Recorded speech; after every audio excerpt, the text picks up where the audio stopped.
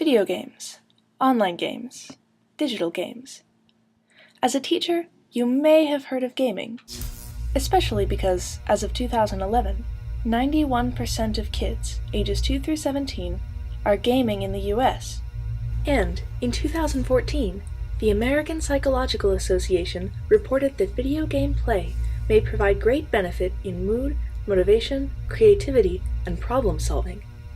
You may have heard of gaming, but have you heard it in the classroom? Why not? What would that sound like?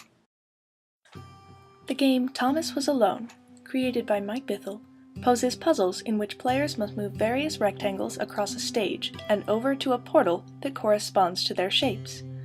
Players start with one personified rectangle, Thomas, and gain control over many others, all of which possess unique characteristics, not only in ability to jump higher or cross water, but also in personality. Throughout the course of this game, you become attached to your group of polygons. Thomas Was Alone conveys strong tones of friendship, struggle, and sacrifice, not merely through an omniscient narrator, but through the gameplay itself. Thomas and his companions are programming errors who are trapped, moving through an uncontrollable digital space.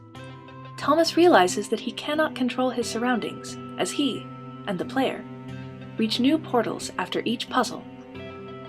Thomas wondered whether the portals were actually taking him anywhere. We must ask of the game, why keep going? Yet Thomas and his companions strive forward to reach an impossible, invisible fate. Thomas believes in the green light, the orgastic future that year by year recedes before him. It eludes him, but that's no matter. Tomorrow he will run faster, stretch out his arms farther. In the classroom, Thomas Was Alone might act as a companion to a work like The Great Gatsby. Is Gatsby's pursuit of the past like Thomas's pursuit of progress? Comparing the running and stretching of both Gatsby and Thomas offers students a chance to reflect on determination and desire. Thomas and his companions sacrifice themselves to pass on their abilities to others like them, trying to escape the digital world. Gatsby forfeits his life as he takes the fall for Daisy's car accident.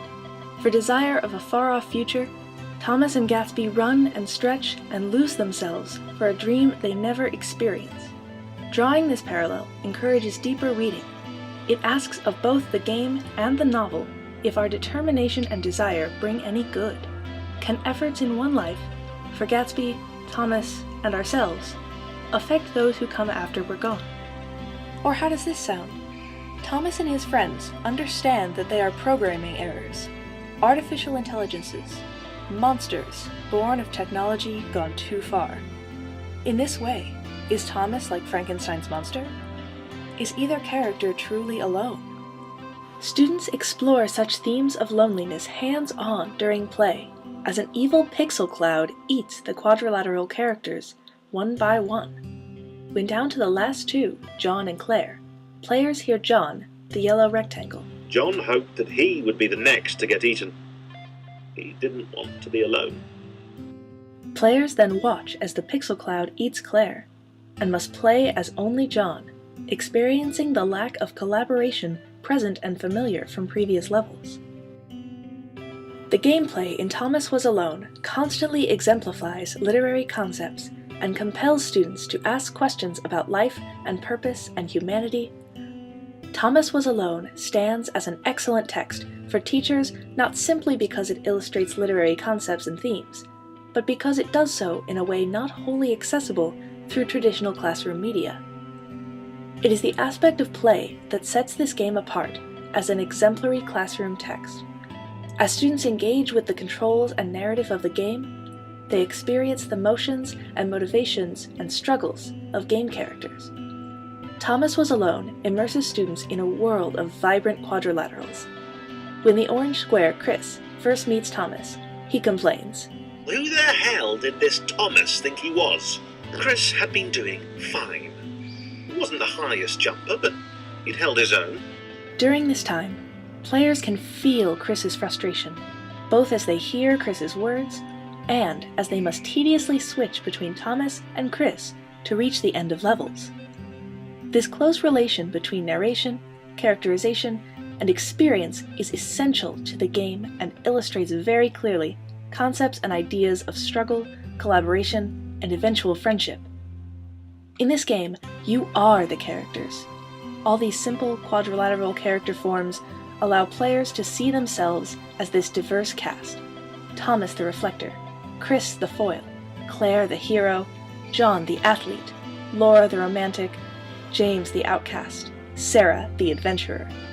Students play in each of these roles and experience their findings of hope, sacrifice, responsibility, collaboration, and self-discovery.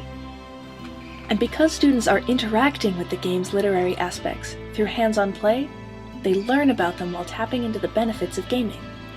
Video games have unique power to motivate students and spark their creative, problem-solving drive. Directing that level of engagement toward classroom learning goals through playing a game like Thomas Was Alone has the potential to push students further in making connections to texts and ideas. Thomas Was Alone holds literary merit. But Thomas is not alone. He, and countless other games, have a place in the classroom as tools for collaboration, problem-solving, critical thinking, creation, and ultimately, learning.